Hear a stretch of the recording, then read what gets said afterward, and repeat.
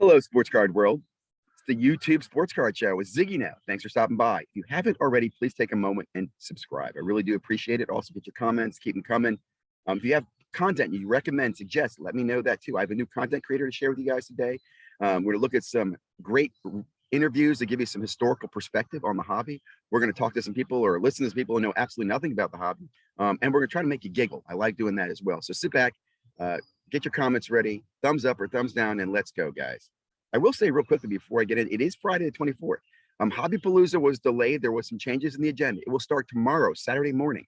Also, my time slot looks like it moved back an hour, or maybe I was off on the hour, but I start at 6 p.m. on Sunday for 1 hour, and I've invited, and I'm still inviting anyone who'd like to come in and tell the hobby story. Looking for my content creator friends out there to share your channel, your story, where they should go check you out, and just kind of share hobby love. This will be a hobby-focused conversation. No drama. Okay, let's go ahead and jump into the content here, guys. Let's start Friday off with a giggle.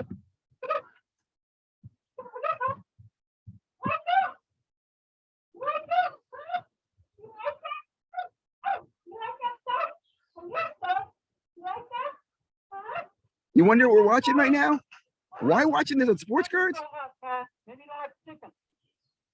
This is Pepino Man. Or maybe Captain America's Warrior Style sexy, huh? See, this is Pepino Man. He did a quick video on a PSA 6 mail day. And let me just say, if you ever need to smile, if you're not feeling good, you have a bad day, go over to Pepino Man's channel and he'll make you laugh. And he loves baseball cards. SA. What's it? Collect baseball cards forever. Just love his channel, love his energy, big fan. Check him out. Makes me smile all the time. Okay, let's talk about some really cool conversations. First one up is with Sasha T and Rizzo Sports. So I think this is Jeff Rizzo. I'm not going to spend all this time on telling you what goes on here. You really should check this out. It's a long video. I'm not going to lie. I'm still carving through it the second time. I listened to it really quick on fast forward.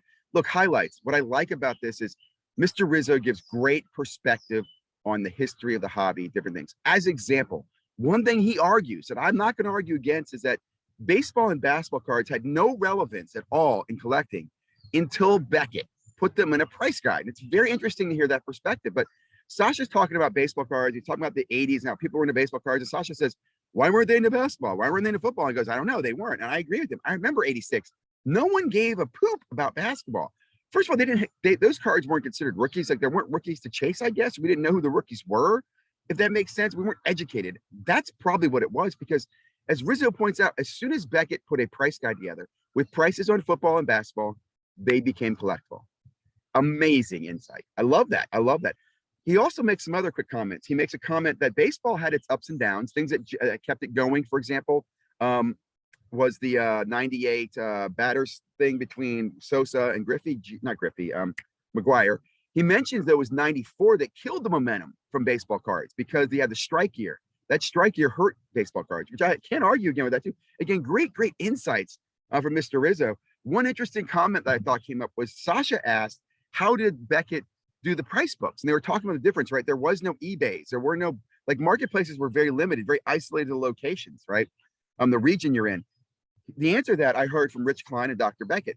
Dr. Beckett and Rich Klein used to hire people who would attend those regional shows that would share what the sales data was from those shows.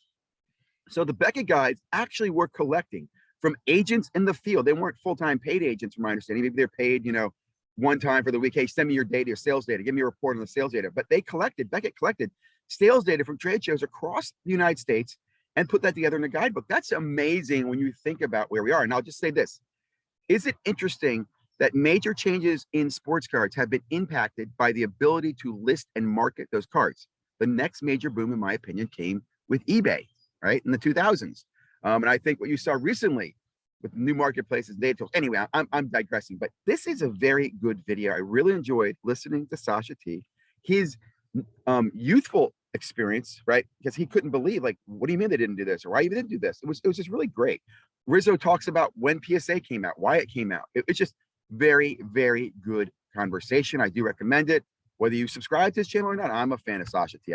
Because again, if you're not educating yourself, you're just you stay very close-minded. Oh man, we lost this video here. Give me 1 second, ladies and gentlemen, while I get this This is actually Card Fellas, brand new channel. I just found out about the other day. I think I found out from JD. Really like the flow of it. Just listen to last night's channel. Seems like they do a Wednesday night show, talking about sports cards and hobby. This channel or this episode was focused on the finest baseball cards, 1993. Again, love this. Learn about the history. Here's a cool fact. Unlike today, where you have something that tells you what a refractor is, or a prism will say prism on the back, or tops would say refractor on the back. These cards did not say that. And that's why some of the refractors you had to look at and see the difference between the refractor or just the base, like, because they both were kind of shiny, but the refractor had the rainbow. Or it was very interesting. Listen to that. Also, the history of these cards. There was only 2 rookies in this batch, right? There was no Jeter in here. Just great insight. These boxes, by the way, as they're telling you, go for $1,300, and here they are, go for $1,300. I don't know if I'd spend that much. It seems like it's not worth the chase. There's only 1 refractor per box. Think about that chase, man. 190 cards. Again, just really enjoyed listening to this conversation. Card Fellas, huge fan. I haven't, I subscribed. I'll definitely leave some comments. If you guys have it, check them out. They're a small channel. Give them a sub and tell them Ziggy sent you, because they're like, who the hell is this Ziggy guy, right? They probably don't even know who I am. And I love sharing what I learned from them with others. So let's get some of that love going. Really enjoyed this. Really, really, really cool. Next up, conversation. Look, I don't want to say fan. I'm a huge fan of AIH. I've never heard of this dude down here. I really like his insight. I'm used to be a fan of these guys. I used to really be a big fan. They upset me. The reason I'm talking about this video is this is a good video. It talks about people who just don't research. Andrew doesn't research, right? He's very focused on himself and what he's doing. And Cage, I think Cage is winging it. Cage is his own practical experience, but they're not researching. Because if they did, they'd listen to channels like this and this, and they'd know the answers to questions, right?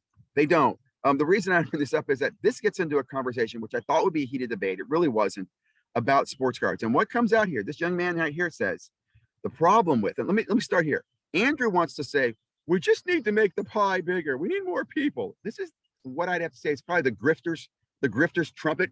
Come join me so I can get money from you. Still, participants in, right? In that pyramid, we bring more people in. Do you see he said pyramid, bring more people in, bring more people in. They want to be a part of it. It's fun, it's sports, it's gambling, it's speculation, it's investing, it's collecting. Why can't we just grow the pie, right? I'm going to give this to you as just youth and inexperience, but right now I just see Ponzi leader. I mean, do you not see that? He doesn't get it. If you listen to the show, all he is about is revenue streams. Like, again, I'm not trying to hate on this man. I love the hobby, love capitalism, rich dad, poor dad, all the way. But this bothers me. I'll even say this. One thing that Rizzo made a comment in his video, and I'm going to go on a little tangent here. He talks about as a kid, he would go to these shows as a kid, 13 years old, and an older man would meet him with a box of Griffey rookies and ask him to go in the store and the trade shows and sell them. He would sell them and come back out and they do this deal. And he'd meet him next week and the guy give him a box of the next, great card, and he'd go and sell them. And the point of this is 2 things. Something shady was going on. And Rizzo even mentions that. Who was getting him these cards? Some adult is getting him these cards and using the child to get cash. And the kid doesn't know any better. What's he gonna do? He's making money. He's selling a card for $10. He gets 5. I don't know. Rizzo tells you the story, but that is one of the reasons that this hobby has a challenge. It's predatorial. Okay. And if you don't see that, I don't know what to say. Now, again, Goldberg, let's just make everybody come to America. I want to shear some sheep. These gentlemen, this guy right here, and I don't know if I have the point. That should be our joint goal. Not necessarily tearing businesses down or saying you guys don't do it right, and I'm not saying you guys do that. I'm not. But all I'm saying is, what if we can do that together? Grow this industry. Is that far-fetched? Is it that not possible? Wasn't 2020 like that though? Ding, ding, ding, ding, ding. Guys, you can watch this. This heats me up. Andrew, again, that's exactly the point. In 2020 let's build the pie. That's what Gary Vee did. Let's make the pie so I can feast off of you. And that is why people like me, and I think Raul and I would talk from it, and this other gentleman, I forget his name, Gunnar, we're bitter because you sent a bunch of people here to get sheared and you want to do it again. You didn't learn from this. You don't make it better. In fact, you say, why can't we make it better? He even goes on to say, we don't have to hate on each other. We all get along. Oh, another problem, you are just like Chris and Josh. You make these claims that you're here for the hobby to make it better, but as soon as you run into resistance, someone who asks you a question, who debates you, who challenges you, i.e. me, You lock up, you lie, you hide, and you grift, and your true colors show. And I mean that. If I'm wrong, talk to me. Have a conversation with me. I'm not trying to be a jerk, Andrew. Let's meet on some channel. Let you and I talk. I think some of what you want to do makes sense, but I think part of it is, number one, you don't do any research. You don't look at other people's perspectives. You don't really want to invest in research. Your investment is you want to find more ways to make more money for yourself. How can you make more little clips that bring viewers to your channel? How can you get more clicks? And you're very, and again, that's you. That's fine. But dude, if you want to man up, if you're not be a coward and block people, and you really want to make the hobby better, and you want to talk and grow this pie and see how things get better, then talk. Stop being a coward. And Cage, I like you, but man, I'm beginning to think that you're more, I don't know, you don't take a stand. And as I've said before, both of you sat in this channel and talked about making things better and people getting grifted. You both represent companies that grift the hobby, right? You work for PWCC as a sponsor them. You've had Collectible on, you do the collectible thing. I won't go into that too much, but you're not making the hobby better, guys. Even your SGC subs, right? You're making money off that more than other people. If you guys want to go SGC sub, I'll tell you right now, go to Bobbles and Ball Card. His prices are better. He's been doing it longer. He knows what the hell he's doing. He makes videos and shows you what card he's going in and what card comes back. Again, Andrew, you're just looking for every way you can to make money off people in the hobby. And this is why, in my opinion, your channel is going to suffer. And I'll say this too. I'm a little rant here. I want to make a new channel, a new show. And I've reached out to a few content creators. I'm going to talk about this. A no BS, real honest hobby show. I don't want to sell out and have some sponsor that we're paying, that we have to listen to. I want people to come in and talk and debate. I really want conversation. I want to help people in the hobby. I look at what Hobby Hotline is doing. I look at Sports Card Live, and they both are failing, in my opinion. They both could do more. Hobby Hotline, you have too many people and you have no leadership there, right? Everybody, I don't know. I like it, but I don't. You also have people on there who stab other people in the back. That's a problem. Yeah, no leadership there. And Sports Card Live, you're just a promotion show. I mean, it's interesting on that show, it's just an advertisement now. You used to be an interviewing show that would give us access to people that we could ask questions and learn about in the hobby. Even if you don't want to take our questions, at least educate us and stop BSing us. I've ranted too long. I do appreciate that these guys do put content out. Again, I think their intent is there. And I support their goal to make money. In fact, I've tried to help Andrew several times fix his NFT project, and he ignores that, which is part of the reason I'm upset about that. I paid for an NFT and I get ignored by that. I'm part of this NFT community, a paying member of his NFT community, and I've been ostracized. So that's for you, Andrew. Keep hiding, coward. Okay, sorry. Next one up is I apologize. I really do. I should have some coffee this morning instead of orange juice. Okay. Ride Dog, great video here. First of all, I love Ride Dog. If you don't follow him, I recommend him. He's very baseball focused, gives you great scouting information. He's not pushing you to buy this, sell that. He just talks about baseball prospects. What do these guys do in the minor leagues? What are you hearing? What's the the rumors? He went out on StarStock, bought a bunch of cards, and he goes and gives you a review on how many you think he would submit to PSA and how many he won't. I liked it. It was very honest. It was very good. I recommend it, and it's not biased. You're not going to find that he said they all suck. I think he's in line. I think the question is, what happened to StarStock and why are they where they are today? I'll leave it at that. I'm a big fan. I still use it. Okay, another great video here from Dan the Cardman on anti-scamming and looking out. He talks about the Facebook groups, but here's the takeaway, guys, that I absolutely love on this. And I'll be honest, I've been lazy about that primarily because I haven't been buying anything recently, but videotape every package you receive in the mail that you open. Videotape them all. Don't go live with it and show it because you don't want to show addresses to everybody, but every package that you get from somebody else, have the entire video covering that package. So, and the reason he says is it's for you to provide to insurance companies, to the postal service, to eBay, to PayPal, to show what happened if a package comes damaged or not including something, or there's a mistake made, right? Remember the first off the line box was open with no cards in it? That will get refunded because there's a video.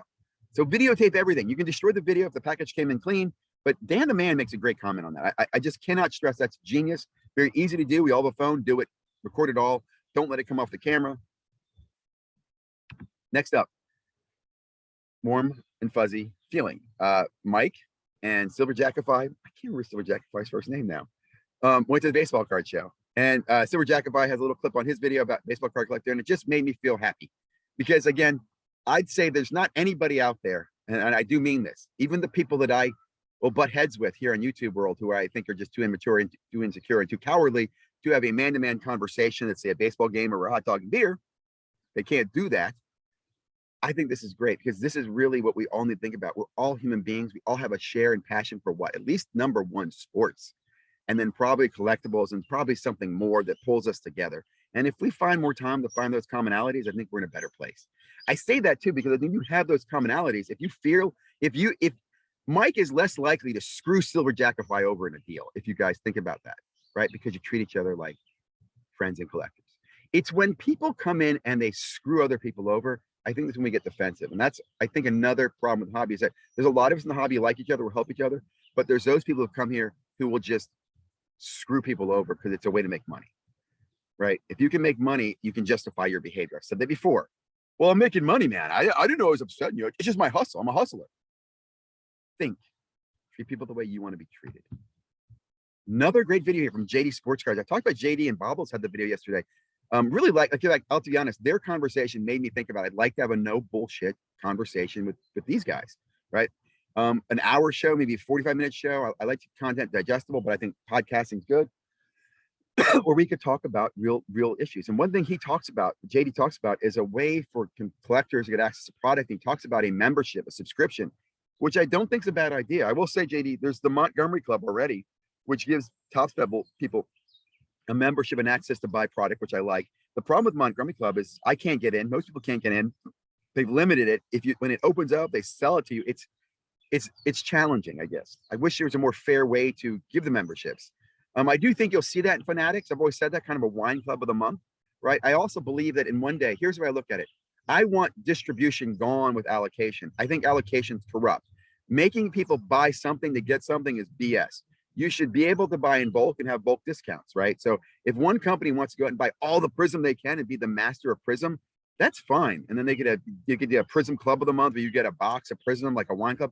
I think all those options are there. The problem again, people, they're not educated. They don't understand the hobby. Another example that just keeps making me sick.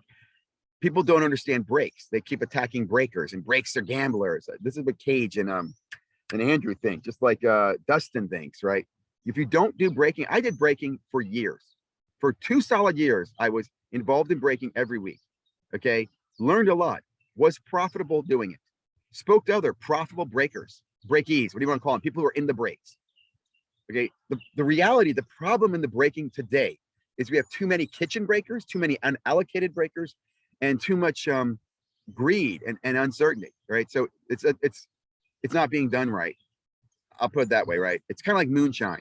If you get good moonshine from the right guy making moonshine, it's the best stuff in the world. But if you get the wrong stuff, you're gonna go blind. And there's too many people out there making bad moonshine in the breaking world. So I think, again, you need to be educated on what you're talking about. Most people are not. JD, great video. Friday night, guys, huge fan. Dustin, if you're watching this, I know I'll give you a lot of grief, man. I hope you know that I do like you. I like your show. Sometimes I kind of wish you would do things like this. I mean that. And what I mean by that is find real gems in the hobby, and Cards and Comics is a real gem. This guy's channel should have 10,000 subscribers. He's one of the most knowledgeable, nicest people I've seen in the sports card comic world. I just really dig him. I appreciate you for having him on. I hope all you guys watching will watch this tonight. Will subscribe to Cards and Comics. Share this. Guys, if I'm wrong, I'm wrong, but I want the hobby to be a better place. I think it becomes a better place when we support each other, we share good content, we call out bad content, and we look to help change behavior. And I mean that, right? Correction in behavior, correction the way we treat each other. I'm learning, I'm changing. I really, really want this to be a great hobby world. Have a great weekend, guys. Real quickly, here's the bench clear agenda. It will start tomorrow at 9 a.m. with Mike and Ty. That means I might drop a video tonight promoting the show, or I might drop I don't know. I thought there's gonna be Hobby Palooza tonight. Again, I'm down here at 6 o'clock on Sunday. Again, my goal is to have a link available that people can join me, similar to like a Hobby Hotline has. I have several guests that I've asked to come in at the 5 o'clock hour. I'm trying to ship those now to the 6 o'clock hour, so hopefully they can come in. I'm super excited. Look at these guests that people are going to have here too. It's this, what I like about Hobbypalooza, it's an opportunity to share the hobby. See what I'm saying? Sharing the hobby with other people. Learn about other people. Learn, educate. The more you know, the more, the better everything is, in my opinion. Okay, I babbled too long. Oh, here's my stop share button. Have a great weekend. Chantilly Sports Card shows this weekend. I will be there tomorrow, Saturday. Don't know when. Just gonna be chilling. Probably trying to sell stuff. And then I'll be live 6 o'clock on Sunday. Have a great day, guys. Really have a great day. Make the world a better place.